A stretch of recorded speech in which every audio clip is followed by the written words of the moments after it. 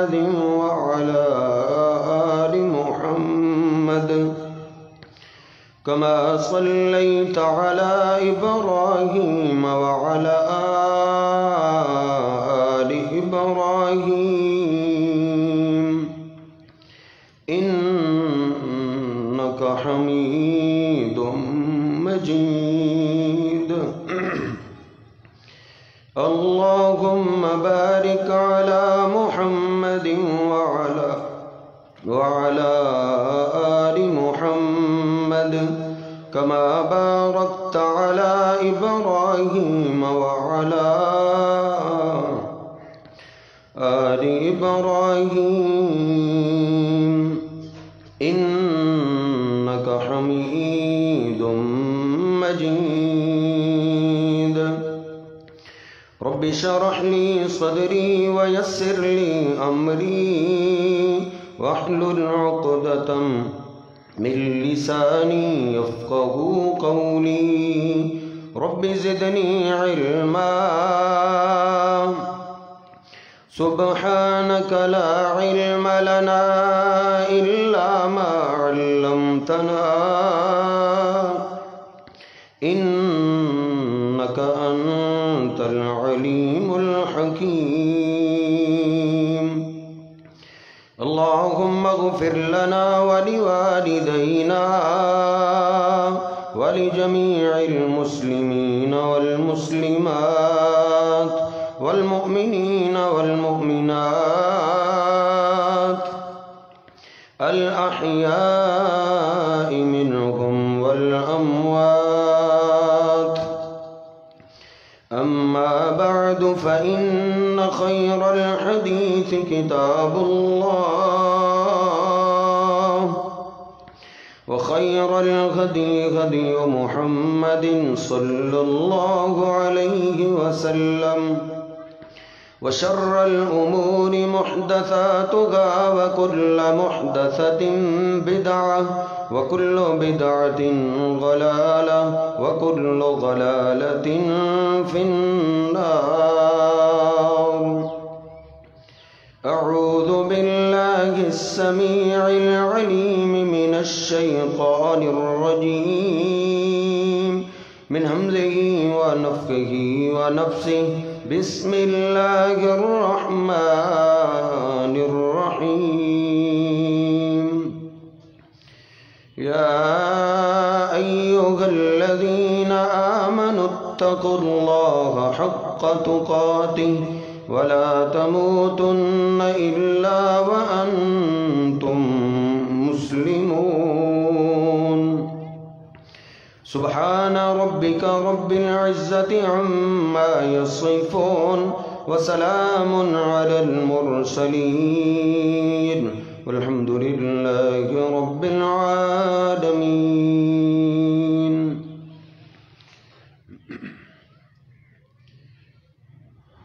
اب تو دنیا کے ہر ملک میں ہر روز اللہ اکبر کی صدائیں گونج رہی ہیں، جس کا معنی یہ ہے کہ اللہ پاک سب سے بڑا ہے. وہ کتنا بڑا ہے کوئی انسان اللہ پاک کی بڑائی کا اندازہ نہیں لگا سکتا. ہم تو اللہ کی مخلوق کا اندازہ نہیں لگا سکتے کہ اللہ نے کتنی بڑی مخلوق پیدا کی. ہمارے آج کے سائنسدان وہ بتاتے ہیں کہ جو ہمیں سورج نظر آتا ہے یہ ہماری زمین سے 10 لاکھ گنا بڑا ہے. ہماری ساری زمین جیسی 10 لاکھ زمینیں ہوں تو سورج میں آ سکتی، اور وہ ہم سے کروڑوں میل دور ہے.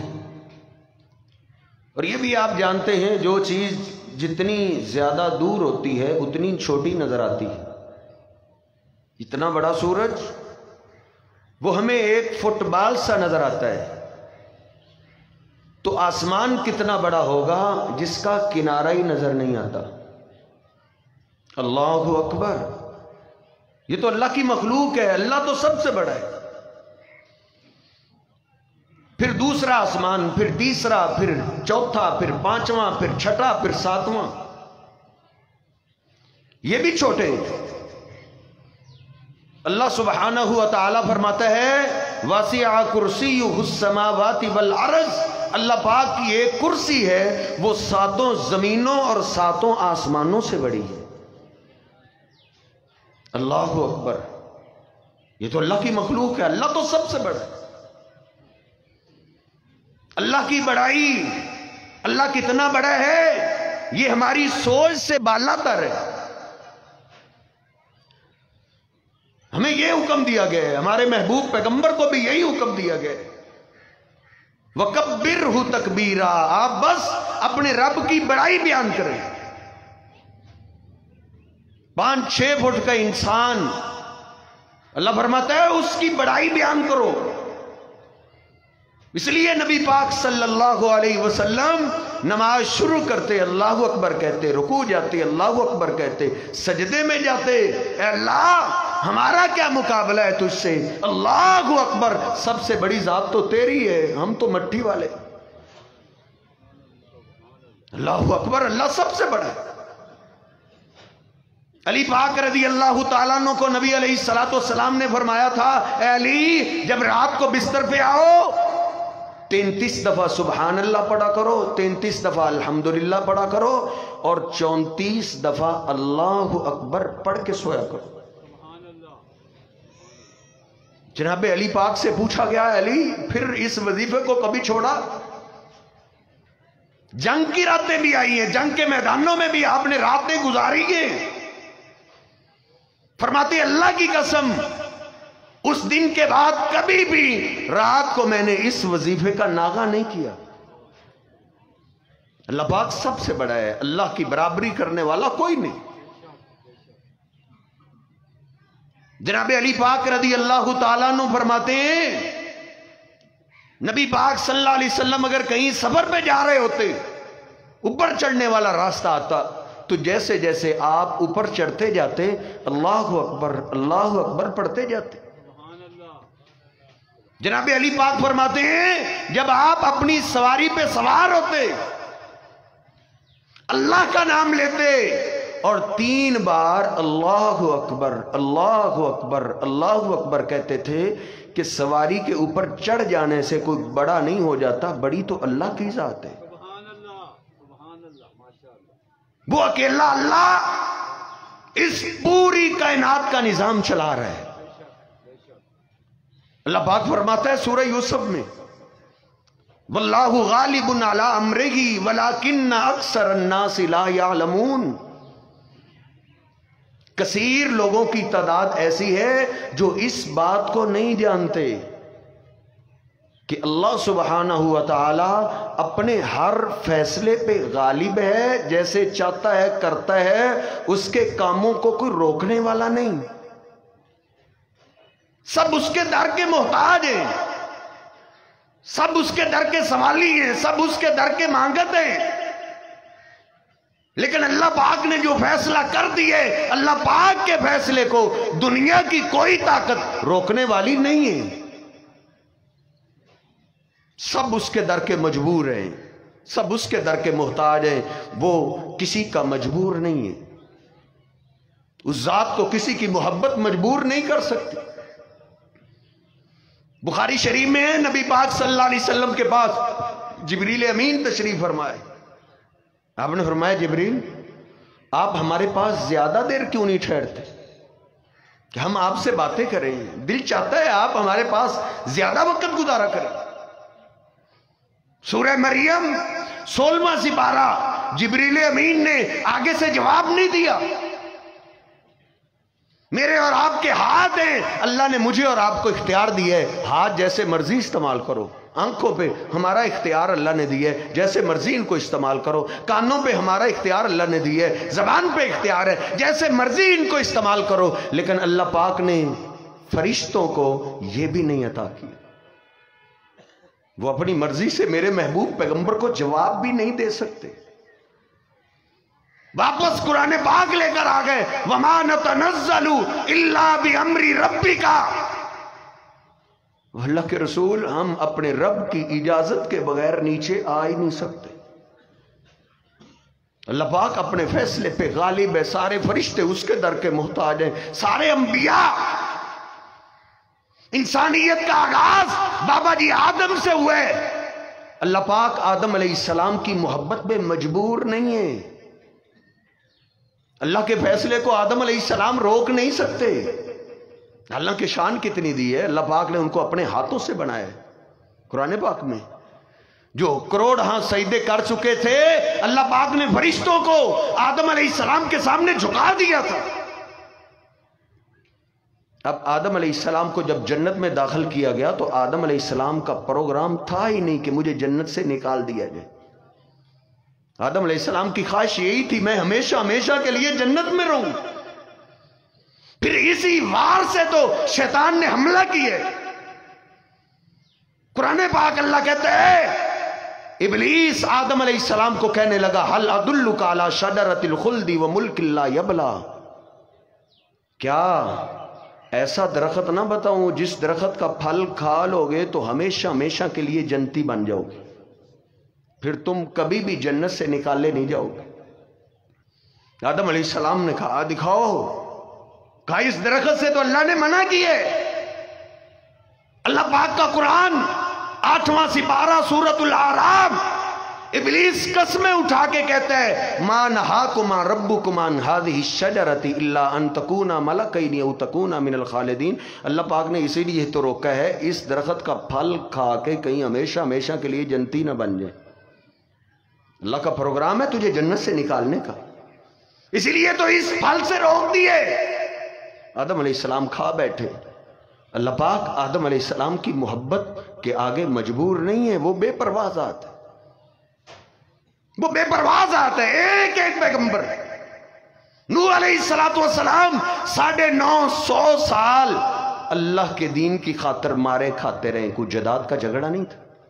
950 سال کے بعد بے بس ہو کے بد دعا کی، عذاب آ گیا. سامنے بیٹا غرق ہو رہا ہے.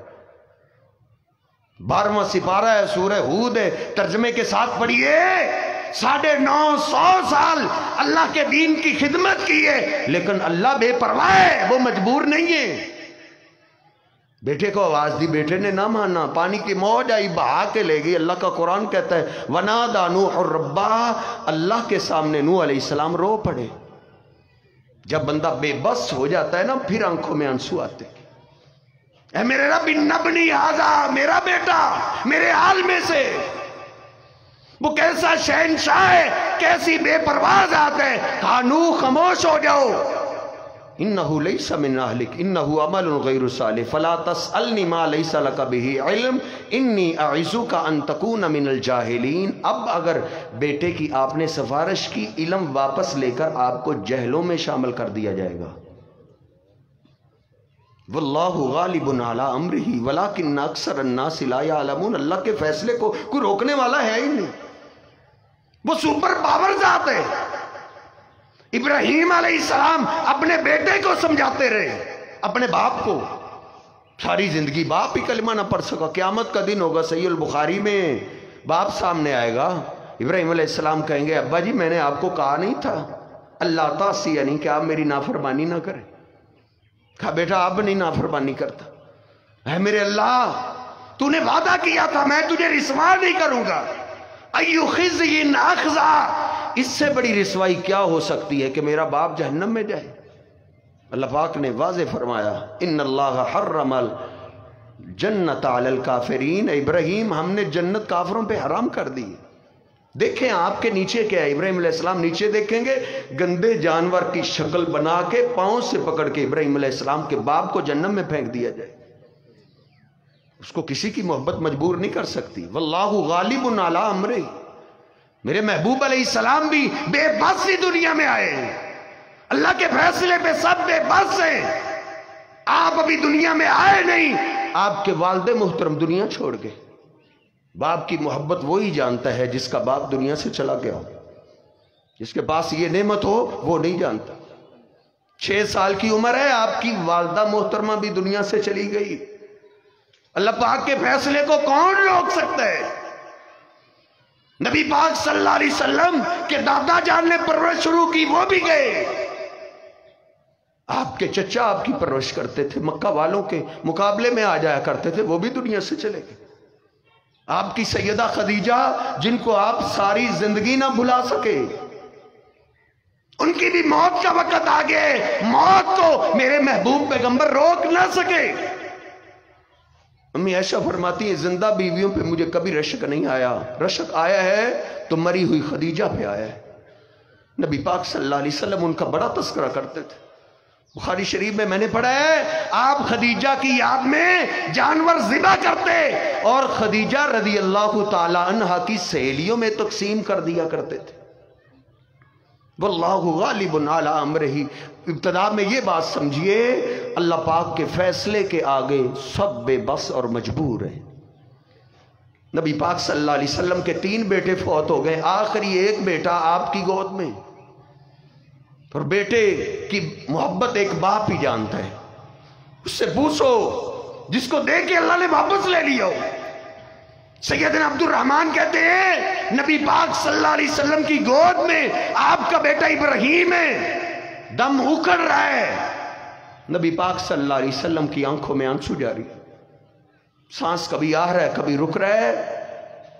میں نے عرض کی اللہ کے رسول آپ تو صبر کی تلقین کرنے والے ہیں اور آپ بھی رو رہے ہیں۔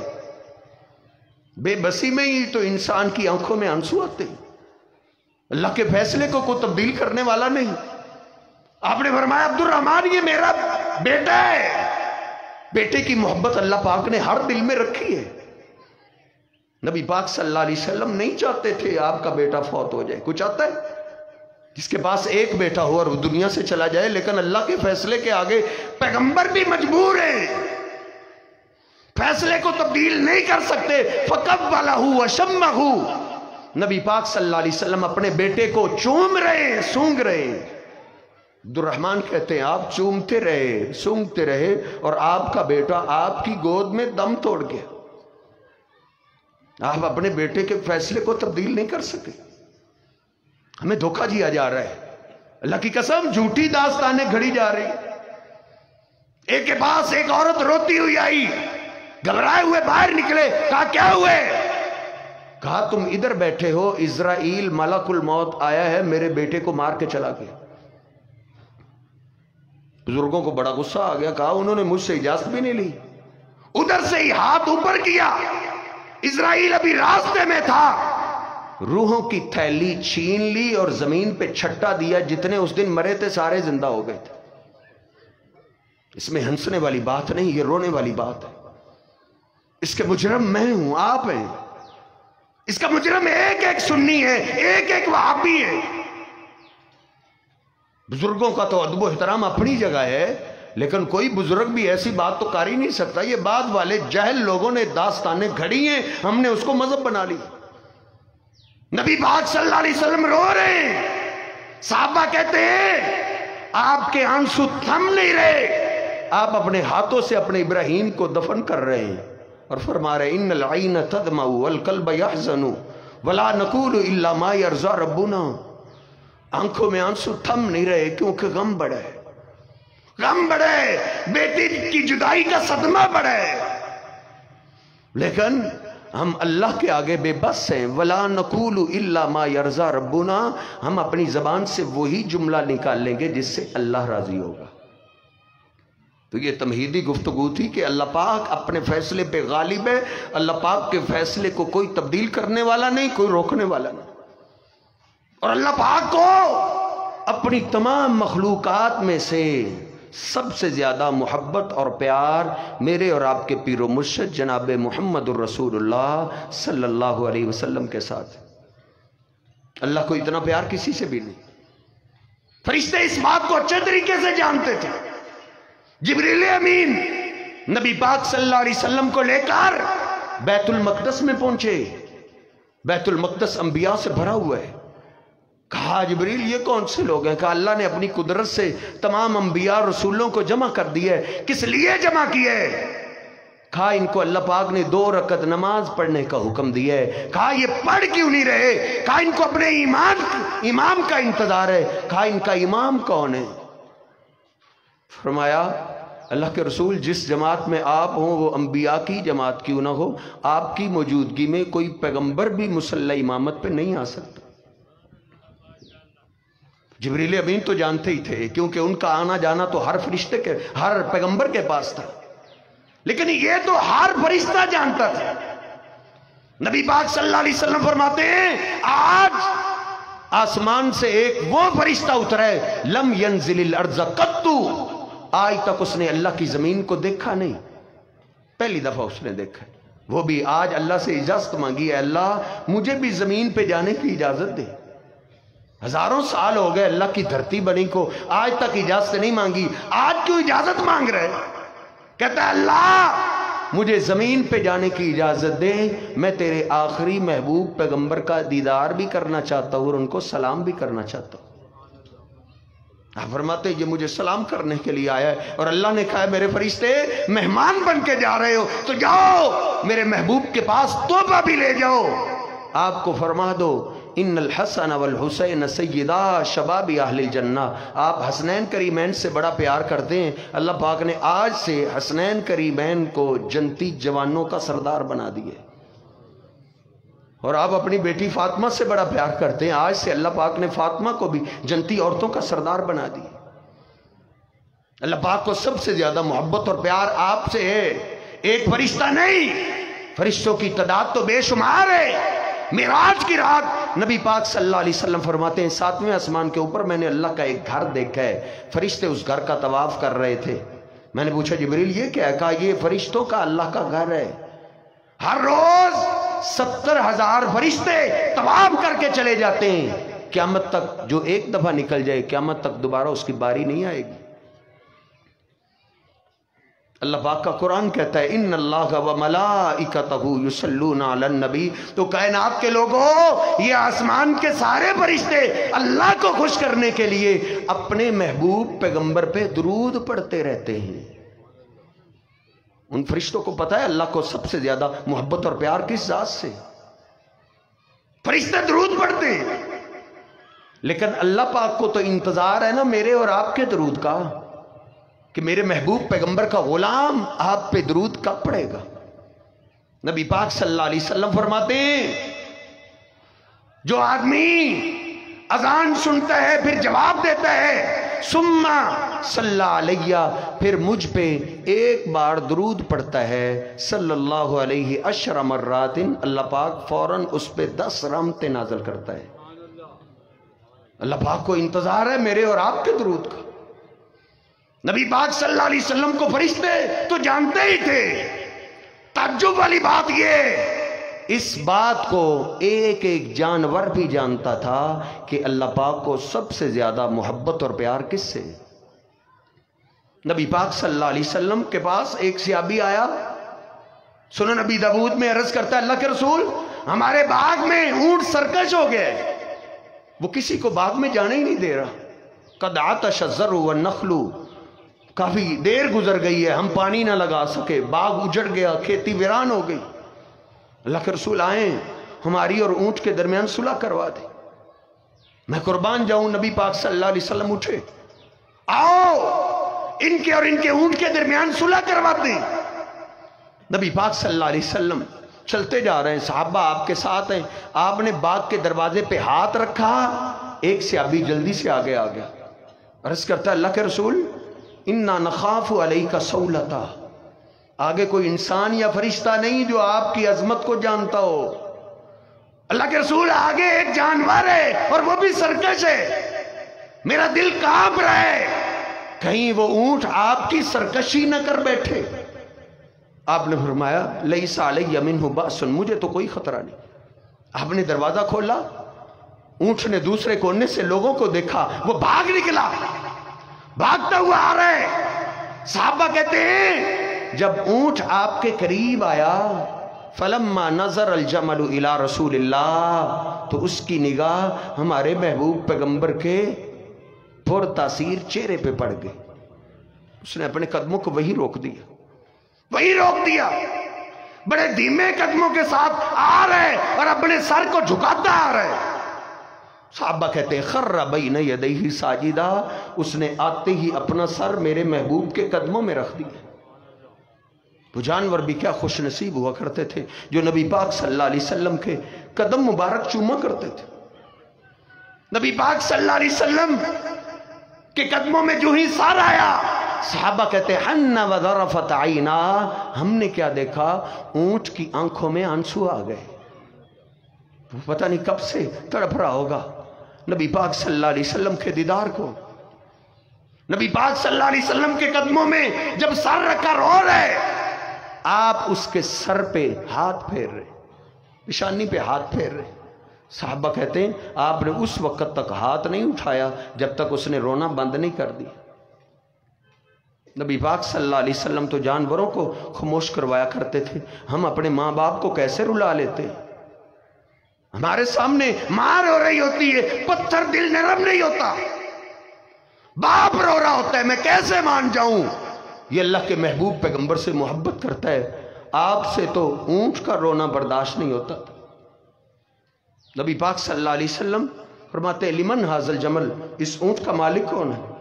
مالک کدھر ہے؟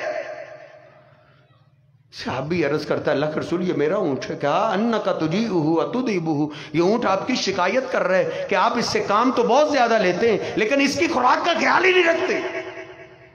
عرض کرتے اللہ کے رسول آئندہ سے شکایت کا موقع نہیں ملے گا۔ انہوں نے سواری کی مہار پکڑی، چلتے بنے۔ نبی پاک صلی اللہ علیہ وسلم کو صحابہ نے گھیر لیا، اللہ کے رسول یہ اونٹ آپ سے پیار کرتا ہے اور محبت کا اظہار آپ کو سجدہ کر کے کرتا ہے، فلا نسجد لک، کیا ہم بھی آپ کو سجدہ نہ کیا کریں؟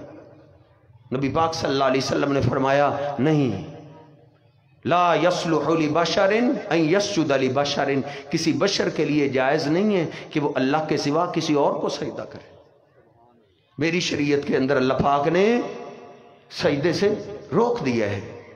اگر نبی پاک صلی اللہ علیہ وسلم جیسی ذات سجدے کے لائق نہیں ہے تو آپ سے اللہ کائنات میں کون آئے؟ آپ سے اللہ کون ہے جن کا مقام اتنے؟ آپ فرماتے ہیں دو فرشتوں کو تو میں نے دیکھا ہے، ایک کے ہاتھ میں ترازو تھا، وہ زمین آسمان کے درمیان ٹھہر گیا، دوسرا میرے پاس آیا، مجھے تولا 10 کے مقابلے میں، پھر 100 کے، پھر 1000 کے مقابلے میں، میرا وزن بھاری رہا۔ فرشتہ بولا کب تک تولو گے؟ ان کے مقابلے میں ساری کائنات بھی تول دو، ان کا وزن پھر بھی بھاری رہے۔ اس سے آگے گفتگو انشاءاللہ دوسرے خطبے میں شروع کرتے ہیں۔ اللہ رب العزت مجھے اور آپ کو سمجھنے کی توفیق عطا فرمائے۔ وأقول قولي هذا استغفر الله لي ولكم ونعوذ بالله من شرور أنفسنا ومن سيئات أعمالنا، من يهده الله فلا مضل له ومن يضلله فلا هادي له، أشهد أن لا إله إلا الله وحده لا شريك له، وأشهد أن محمدًا عبده ورسوله۔ اللهم صل على محمد وأزواجه وذريته كما صليت على آل إبراهيم، وبارك على محمد وأزواجه وذريته كما باركت على آل إبراهيم إنك حميد مجيد۔ نبی پاک صلی اللہ علیہ وسلم نے فرمایا کہ لا یصلح لبشر ان یسجد لبشر، میری شریعت کے اندر اللہ پاک نے کسی بشر کو اجازت نہیں دی کہ وہ اللہ کے سوا کسی اور کو سجدہ کرے، یہ اجازت نہیں دی گئی۔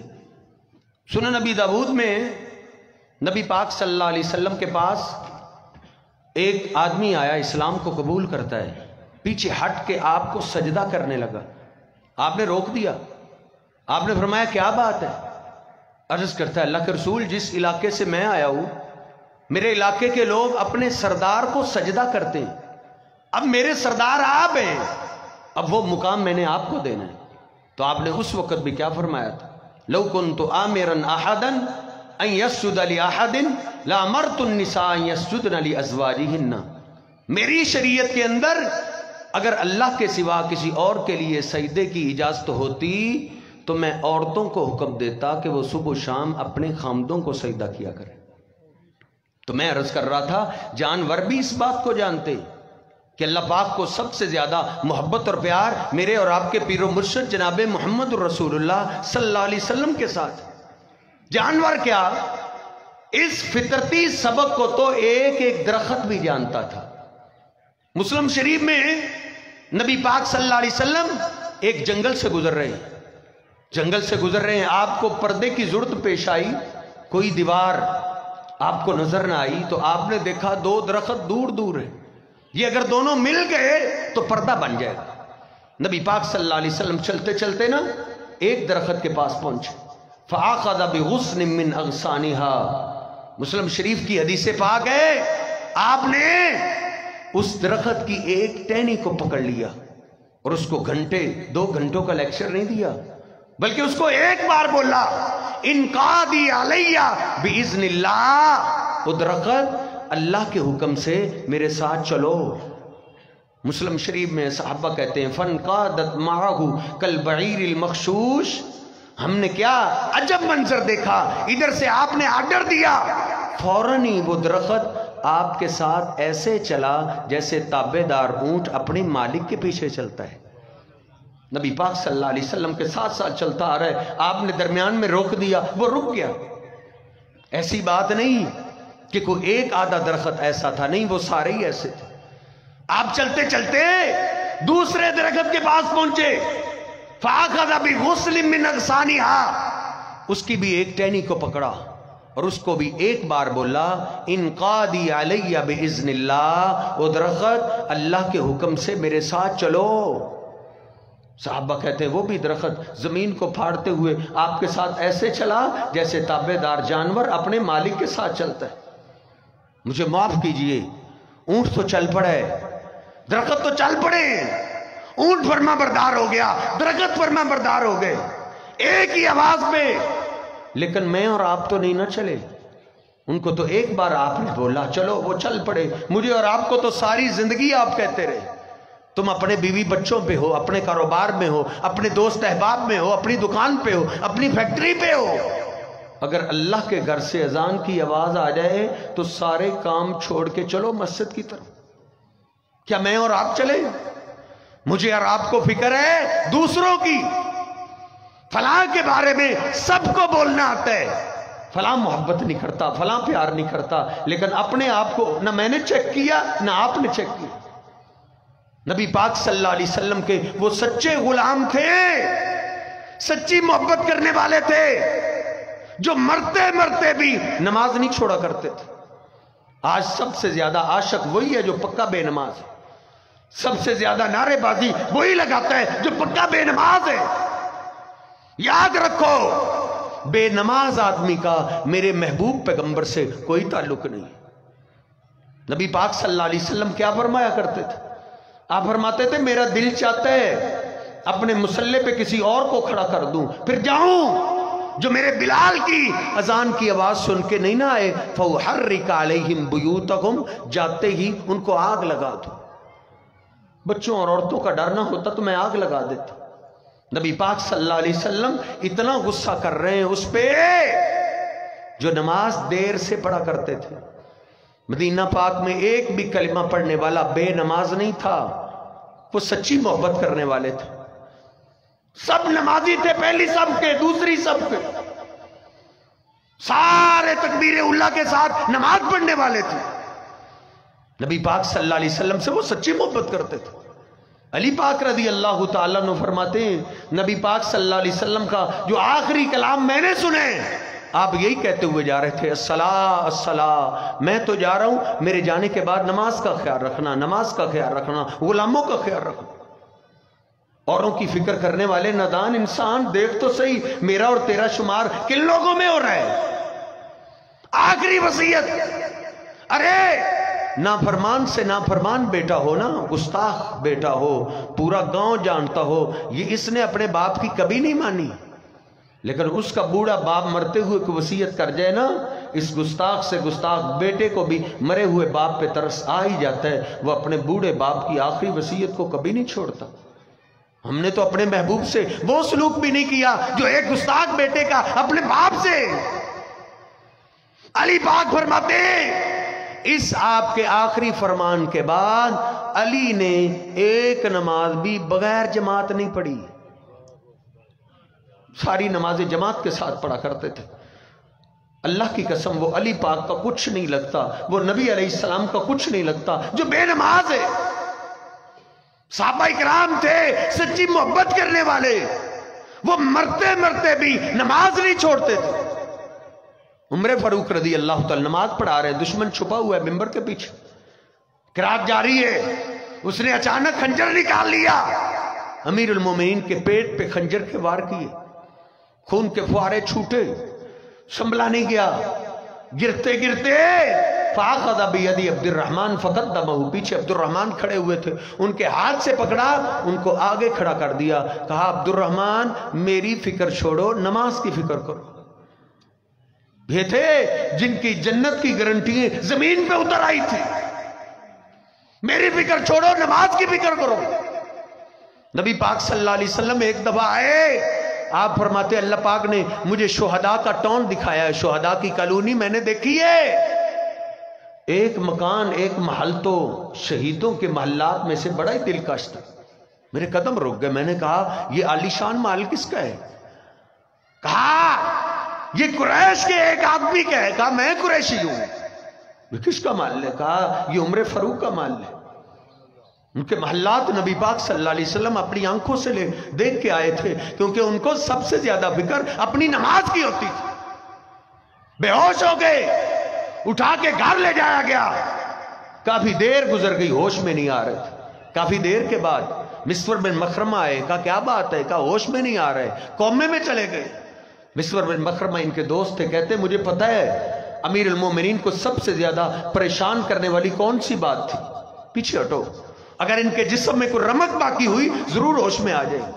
وہ پیچھے ہٹے، کانوں کے قریب صدا لگائی، الصلاۃ یا امیر المومنین، کوئی میڈیسن دوائی نہیں سنگائی گئی ہوش میں لانے کے لیے، نماز کی آواز کان میں پڑی، فوراً اس سر کو ہلاتے ہوئے اٹھ بیٹھے، کہتے ہیں ہاں ہاں وہاں ہاں لا حظ فی الاسلام من لا صلاۃ لہ، ہاں ہاں نماز ہی تو ہے، اس کا کوئی دین نہیں، کوئی مذہب نہیں جس کے پاس نماز نہیں۔ پانی لے کے آؤ، پانی لاؤ۔ کہا کیا کرنا ہے؟ کہا تم سب نے نماز ادا کر لی ہے، میں نے ابھی فجر کی نماز نہیں پڑھی۔ کہا امیر المومنین آپ زخمی ہیں، تیمم کر لیں۔ کہا نہیں، میرے وضو والے اعضاء زخمی نہیں ہیں، ہو سکتا ہے عمر کی یہ آخری نماز ہو، عمر آخری نماز وضو کر کے ادا کرے گا، ہمیں تھوڑی سی سر درد ہو ہم نماز بھول جاتے ہیں۔ پکے نمازیوں کی یہ کیفیت ہے، لیکن وہ کیسے عاشق رسول محبت کرنے والے تھے، وہ مرتے مرتے بھی نماز نہیں چھوڑتے تھے۔ عبداللہ بن عباس رضی اللہ تعالیٰ زندگی کے آخری حصے میں آنکھوں کی تکلیف شروع ہو گئی، ساتھی حکیم کے پاس لے کے گیا، اس نے دوائی دی، کہا میری آپ میڈیسن استعمال کریں لیکن اس کے ساتھ آپ کو پرہیز کرنا پڑے گا، آپ شہر چھوڑ دیں، جہاں ادھر چلے جائیں جنگل کے اندر جہاں سبزہ زیادہ ہے، سبزہ دیکھیں، میری دوائی استعمال کریں، آپ کی آنکھیں ٹھیک ہو جائیں گی۔ عبداللہ بن عباس فرماتے نہیں، یہ دوائی پھر اپنے پاس رکھے، وہ مجھے آنکھیں ہی نہیں چاہیے جن آنکھوں کی وجہ سے میری نمازیں ضائع ہو جائیں۔ میں نے اپنے محبوب پیغمبر سے سنا ہے، جس نے ایک نماز جان بوجھ کے چھوڑ دی، قیامت کے دن جب اللہ کے سامنے جائے گا اللہ اس پہ سخت غصے میں ہوگا۔ وہ تھے اصل پیار کرنے والے، محبت کرنے والے۔ درخت ان کے اندر تو پھر بھی طاقت ہوتی ہے، اللہ کی قسم یہ سبق ایسا فطرتی ہے، درخت کی ایک شاخ کاٹو، اس کے تنے کو خشک کر دیا جائے، وہ خشک تنا بھی جانتا ہے اللہ کو سب سے زیادہ محبت اور پیار ہمارے پیارے نبی سے صلی اللہ علیہ وسلم، ہمارے پیارے پیغمبر سے۔ نبی پاک صلی اللہ علیہ وسلم ایک ستون کے ساتھ ٹیک لگا کے خطبہ دیا کرتے تھے، کسی کو کوئی پتہ نہیں، آپ نے 10 خطبے دیے، 20 دیے، کوئی نہیں جانتا یہ لکڑی کا خشک ستون بھی ہمارے پیارے نبی سے پیار کرتا ہے۔ اس کا راز تو اس دن پتہ چلا جب نبی علیہ السلام کے لیے ایک عورت نے ممبر بنوا دیا، آپ نے فرمایا اس ستون کو سائیڈ پہ رکھا جائے، ستون کو سائیڈ پہ رکھا گیا، صحابہ کہتے ہیں نبی پاک صلی اللہ علیہ وسلم ممبر پہ چڑھے ہی ہیں، آپ نے خطبہ شروع کیا ہی ہے، تو ہم نے کیا دیکھا؟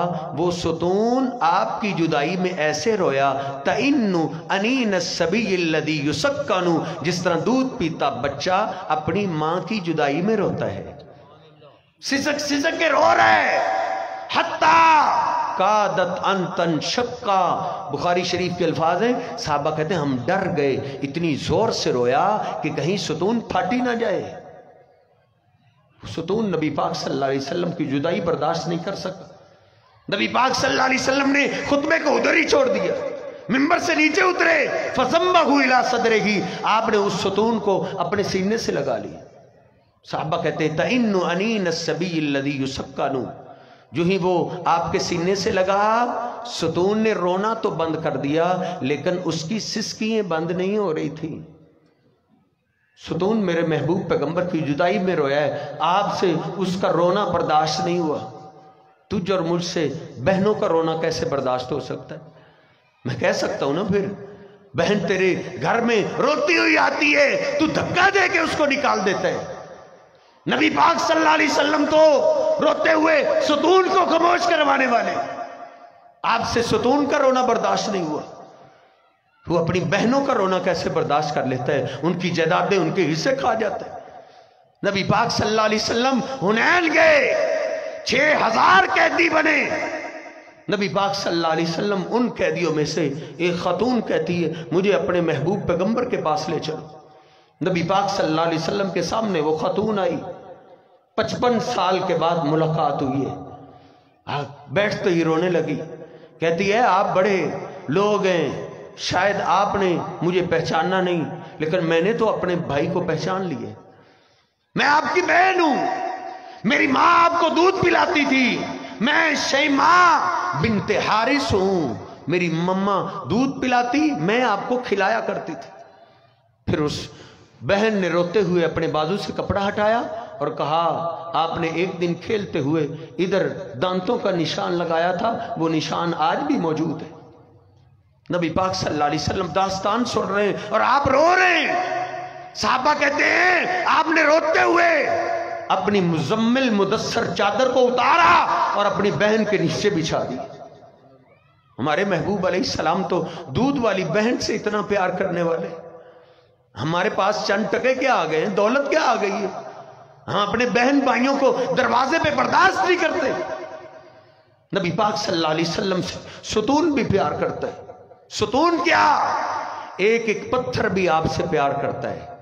مسلم شریف میں نے پڑھا ہے نبی پاک صلی اللہ علیہ وسلم فرماتے ہیں انی لعارب حجرا کان یسلم علی قبل ان ابعث، ایک پتھر کو میں آج بھی جانتا ہوں، نبوت سے پہلے، پہلی وحی آنے سے پہلے جب بھی میں اس پتھر کے پاس سے گزرتا تھا تو وہ پتھر بھی مجھے سلام کیا کرتا تھا۔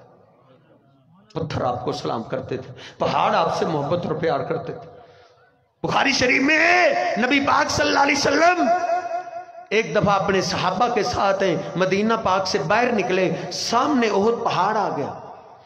احد پہاڑ، آپ نے بڑی پیاری بات فرمائی، آپ نے فرمایا ھذا جبل یحبنا ونحب، او میرے صحابہ یہ احد پہاڑ ہم سے پیار کرتا ہے، ہم اس پہاڑ سے پیار کرتے ہیں، ہم اس پہاڑ کو بھی سلام پیش کرتے ہیں جو ہمارے پیر و مرشد سے محبت کرتا تھا۔ لیکن آج سوچنے والی بات یہ، پہاڑ نے کیا کام کیا کہ اللہ کے رسول مان گئے کہ یہ واقعی مجھ سے محبت کرتا ہے؟ کیسے مان گئے؟ محبت کے دعوے دار تو ہم میں سے ہار رہے، میں بھی محبت کا دعوے دار ہوں، آپ میں سے بھی کوئی محبت سے پیچھے رہنے والا نہیں ہے، لیکن ہماری محبت کا پتہ موت کے وقت چلے گا، کس کی محبت قبول ہے کس کی مردود ہے۔ لیکن احد پہاڑ نے کیا کیا کہ اللہ کے رسول دنیا میں مان گئے کہ یہ پہاڑ مجھ سے پیار کرتا ہے۔ پھر مجھے بخاری شریف کی وہ حدیث ملی، حدیث پاک، نبی پاک صلی اللہ علیہ وسلم ایک دفعہ پہاڑ کی طرف گئے تھے اور آپ کا ایک قدم پہاڑ کو لگا تھا، پہاڑ ہلنے لگا، پہاڑ جھومنے لگا، اس پہ زلزلہ آ گیا، نبی پاک صلی اللہ علیہ وسلم نے اس کے اوپر ایک قدم مارا اور آپ نے فرمایا اس کو احد، اے احد ٹھہر جا۔ کس کو کہا ہے؟ پہاڑ کو، بے جان کو۔ علم کی ڈگریاں نہیں، نام کے ساتھ 4 القابات نہیں لگے، پہاڑ ہے، بے جان ہے، اللہ کے محبوب پیغمبر سے پیار کرتا ہے، محبوب کا آرڈر آیا ٹھہر جا، کعبہ کے رب کی قسم اٹھا کے کہتا ہوں اس آرڈر کو گزرے ہوئے 1400 سال سے بھی لمبا عرصہ گزر گیا ہے، احد پہاڑ اس کے بعد کبھی نہیں ہلا۔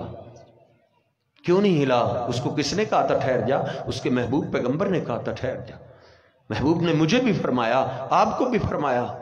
میں اپنی زبان کا گندہ استعمال کرنے لگا، دل سے صدا آئی وہ تیرے محبوب پیغمبر نے تجھے روکا ہے ٹھہر جا، میں نہیں ٹھہرا۔ میں اپنی آنکھوں کا گندہ استعمال کرنے لگا، دل سے صدا آئی تیرے محبوب پیغمبر نے تجھے گندہ استعمال کرنے سے روکا ہے، میں نے نہیں اپنے آپ کو روکا۔ میں اپنے کانوں کا گندہ استعمال کرنے لگا، چوک چرستے کے اندر کسی کی بہن بیٹی کی عزت پہ سے کھیلنے لگا، دل سے صدا آئی وہ تیرے محبوب پیغمبر نے تجھے روکا ہے۔ ایک وقت ایسا ہوتا تھا مسلمان اپنی بہن بیٹی کی عزت کی خاطر لشکر تشکیل دیا کرتے تھے۔ ارے نادان مسلمان، تو کیسا محبت کرنے والا ہے، تو خود ہی اپنی بہن بیٹیوں کی عزتوں کا ڈاکو بن گیا۔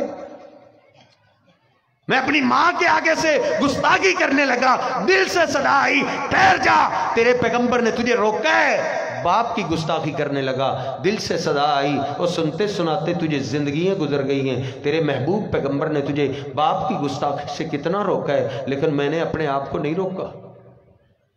میں اور آپ صبح سے لگ کے شام تک زندگی کے ایک ایک منٹ کو دیکھیں، کہیں ہمارا ایک ایک منٹ حضور پاک کی نافرمانی میں گزر رہا ہے یا فرما برداری میں گزر رہا ہے۔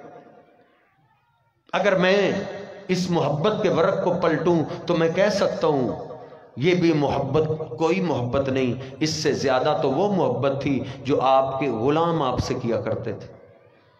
وہ محبت میں درختوں سے آگے تھے، جانوروں سے آگے تھے۔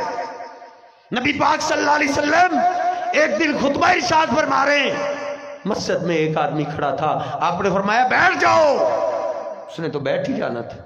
ایک صحابی دروازے پہ، وہ دروازے پہ بیٹھ گئے، کہا عبداللہ بن مسعود تم آگے آ جاؤ، تمہیں نہیں بولنا تھا۔ وہ آگے آ گئے، نبی پاک صلی اللہ علیہ وسلم جمعے کی نماز سے فارغ ہوئے، ایک صحابی گھبرایا ہوا آیا، عرض کرتا ہے اللہ کے رسول عبداللہ بن رواحہ وہ مسجد کی گلی میں بیٹھا ہے، وہ اپنے قدم نہیں ہلا رہا، دودھ میں بیٹھا ہے، اور مدینہ پاک کی گرمی مدینے میں رہنے والا ہی جانتا ہے کس قدر شدت کی گرمی ہوتی ہے اس صحرائی علاقے میں۔ نبی پاک صلی اللہ علیہ وسلم گھبرائے اٹھے، دیکھا عبداللہ بن رواحہ گلی میں بیٹھے پسینے میں نہائے ہوئے۔ عبداللہ اٹھو، ادھر کیا کر رہے ہو؟ اللہ کے رسول آج مجھے جمعے کی نماز کے لیے آتے آتے دیر ہو گئی۔ کہا ادھر کیوں بیٹھے ہو؟ کہا جب چلتے چلتے میں ادھر پہنچا میرے کانوں میں آپ کی آواز پڑی بیٹھ جاؤ، آقا میں ادھر ہی بیٹھ گیا تھا۔ میں نے کہا عبداللہ بن رواحہ تجھے تیرے محبوب پیغمبر نہیں دیکھ رہے، لیکن ان کی آواز تو تیرے کانوں میں پڑ گئی ہے، دیکھنا ادھر سے آگے ایک قدم چلو گے کہیں وہ نافرمانی کی طرف نہ چلا جائے، کہیں محبت سے تجھے فارغ نہ کر دیا جائے۔ وہ صحابہ تھے جو فرما برداری کر گئے۔ رات کی تاریکی ہے، صدا لگی اے مدینہ والو دشمن نے اچانک حملہ کیا ہے، مجاہدو آ جاؤ، اللہ کے محبوب پیغمبر تمہیں طلب کر رہے۔ ایک صحابی شادی کی پہلی رات ہے، سیدنا حنظلہ رضی اللہ تعالیٰ عنہ، کانوں میں آواز بڑھی، فوراً ہی اٹھ بیٹھے، غسل کے لیے جانے لگے۔ خیال آیا اعلان کرنے والا تو کہہ رہے فوراً پہنچو، اے حنظلہ غسل کرتے کہیں تجھے دیر نہ ہو جائے۔ اسی کیفیت میں سامان نے مقتل اٹھایا، نبی پاک صلی اللہ علیہ وسلم کے دفاع میں لڑتے لڑتے اپنی جان قربان کر دی۔ نبی پاک صلی اللہ علیہ وسلم شہداء کا معائنہ کر رہے ہیں، معائنہ کرتے کرتے حنظلہ کی میت پاک آئی، آپ ایک دم پیچھے ہٹ گئے۔ صحابہ حیران ہیں، اللہ کے رسول کیا بات ہے؟ کہا میرے حنظلہ کے گھر والوں کو لاؤ۔ حنظلہ کے گھر والوں کو لایا گیا، کہا بتاؤ میرا حنظلہ کس کیفیت میں آیا تھا؟ کہا اللہ کے رسول آپ جانتے ہیں آپ کے حنظلہ کی شادی کی پہلی رات تھی، غسل فرض ہو چکا تھا، دیر سے ڈرتے ہوئے آپ کے حنظلہ نے غسل نہیں کیا۔ نبی پاک صلی اللہ علیہ وسلم کی آنکھوں سے آنسو برس پڑے۔ آپ فرماتے ہیں بس یہی بات ہے، میں بھی حیران تھا، باقی بھی تو شہداء پڑے لیکن صرف میرے حنظلہ کو فرشتے جنت کے پانی سے غسل دے رہے۔ انہوں نے ایسی محبت کی تھی، اللہ کی قسم وقت اجازت دیتا ان کی محبت کو اگر بیان کیا جائے، در و دیوار روئے، زمین روئے، آسمان روئے۔ ان کی محبت کی مثالیں دیکھ کر دشمن بھی رو پڑا کرتے تھے۔ نبی پاک صلی اللہ علیہ وسلم کا ایک غلام، آپ سے ایک محبت کرنے والا زید بن دسنہ رضی اللہ تعالیٰ عنہ مکہ والوں کے ہاتھ آئے۔ 70 سردار مارے گئے تھے نا، 70 گھرانوں نے اب اپنا بدلہ اس ایک سے لینا تھا۔ صدا لگی اس کو ایک دم نہیں مارنا، اس کو خنجروں کے ساتھ تڑپا تڑپا کے مارنا ہے۔ 70 کے 70 گھرانے اس سے بدلہ لیں گے۔ زید بن دسنہ کو صلیب کے ساتھ مار دیا گیا، ایک ایک آگے خنجر کے ساتھ زندہ کے جسم کو کاٹ رہے ہیں۔ ابو سفیان اس وقت ابھی دشمن تھے، اسلام قبول نہیں کیا تھا، سردار تھے، وہ قریب کھڑے تھے، وہ بار بار خنجر سے حملہ کر رہے تھے، بار بار خنجر سے حملہ کر رہے تھے۔ زید بن دسنہ تڑپ رہے ہیں، خون کے فوارے چھوٹ رہے ہیں۔ ابو سفیان کہتا ہے زید انشدک باللہ، میں تجھے اللہ کی قسم دیتا ہوں، ایک بات تو نے سچ سچ بتانی ہے، اتحب ان محمدن مکانک، آج تو تیرے دل میں خیال آ رہا ہوگا نا کاش میری جگہ میرا محمد ہوتا صلی اللہ علیہ وسلم۔ سیدنا عبداللہ بن رواحہ نے یہ آواز سنتے ہی، زید بن دسنہ نے یہ آواز سنتے ہی اپنی آنکھوں کو بند کر لیا۔ ابو سفیان خاموش ہو جاؤ، تم نے ہماری محبت کو جانا ہی نہیں، تم نے ہماری محبت کو پہچانا ہی نہیں، اللہ کی قسم میرے جسم کے ٹکڑے ٹکڑے کر دیے جائیں۔ ما رأیت ما احب ان اکون سالما فی اہلی وتشوق قدم محمد شوکۃ، مجھے صحیح سلامت گھر میں چھوڑ دیا جائے، اس کے بدلے میرے محبوب کے پاؤں میں ایک کانٹا لگا دیا جائے۔ عبداللہ زید بن دسنہ اپنے جسم کے ٹکڑے کروانے تو برداشت کر لے گا، لیکن مجھ سے میں اپنے محبوب کا کانٹا برداشت نہیں ہوگا۔ وہ ایسی محبت کرتے تھے، ایسا پیار کرتے تھے۔ اللہ فرماتا ہے علم ما فی قلوبہم، صاحبو ایسی قربانیاں اوپر سے ایمان لانے والے نہیں دے سکتے۔ اللہ کہتا ہے ہم نے ان کی محبت کو دل میں دیکھا ہے، ان کے دل کے اندر محبت ہے۔ اللہ پاک نے پھر ان کے لیے سرٹیفکیٹ نازل کر دیے، رضی اللہ عنہم ورضوا عنہ، وہ محبت کی بازی جیت کر یہاں سے چلے گئے۔ ہم میں سے بھی ہر ایک جانے والا ہے، ہر ایک کا جنازہ اٹھنے والا ہے۔ کیسا ہی وہ خوش نصیب ہوگا جو نبی پاک صلی اللہ علیہ وسلم سے سچی محبت کرے اور آپ کے سچے غلاموں میں شامل ہو کر وہ اپنے رب سے جا ملے۔ وہ اللہ اپنے محبوب پیغمبر سے سب سے زیادہ محبت اور پیار کرتا ہے۔ اللہ مجھے اور آپ کو بھی اپنے محبوب پیغمبر سے محبت اور پیار کرنے کی توفیق عطا فرمائے۔ اللہم صلی